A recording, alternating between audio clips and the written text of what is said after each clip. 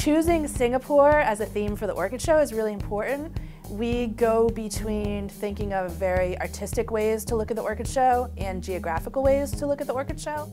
And it's wonderful to be able to expose our visitors to a culture where orchids are so important. The two main destinations on this trip to Singapore were the Singapore Botanic Garden and the Gardens by the Bay. And there were really wonderful things to see at both that inspired our orchid show.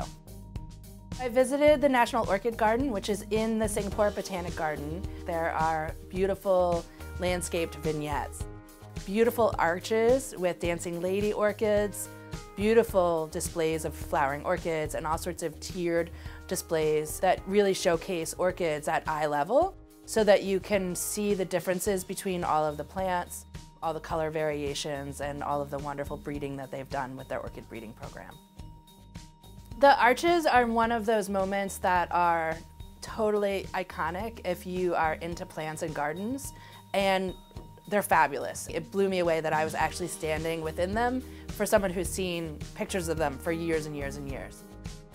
In part of our exhibition in the orchid show this year, we have 5 arches, which are modeled after those at the National Orchid Garden, and some of those will have golden dancing lady orchids on them as well.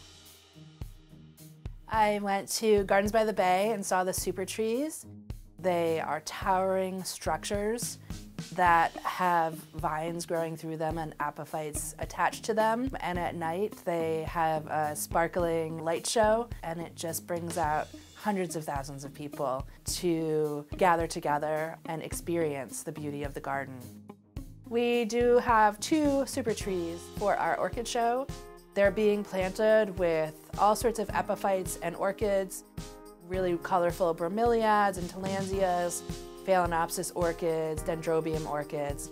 So very, very colorful. At night, people will be able to see the super trees lit up.